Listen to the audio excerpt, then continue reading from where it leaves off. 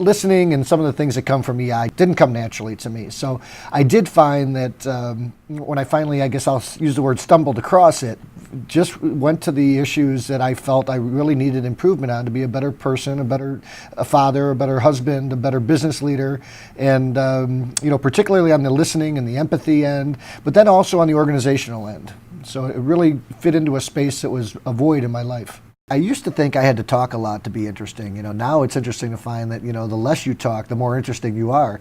It's kind of the most interesting man in the world or whatever, but really going and listening rather than talking. And that was, I don't know if I would say that was an epiphany, but I guess you always knew it. But as you begin to do that more and more, begin to, whether it's at a cocktail party, a business meeting, a trade show, whatever, and really be focused in on true listening and how people naturally just have an attraction to you is really an interesting phenomenon through the EI process.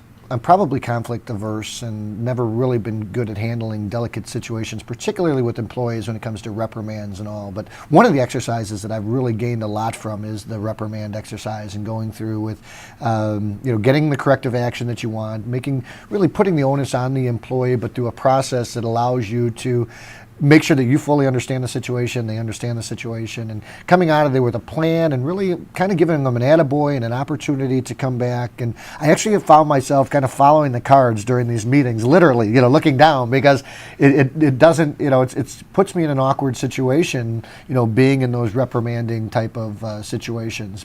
It didn't come very naturally to me to compliment people. I don't know if it was my upbringing or what, probably that in particular, but I find myself really giving a lot of praise to our employees, both privately and publicly. And historically, I didn't do a lot of that. And I'll do a company quarterly address and I'll go around the room and without giving much thought to it, praise every single person, over 200 employees in that room on, in different meetings or small groups of 50 or so, and really come up and give them an attaboy. And you can see them walk out of that room entirely different than how they walked into the room.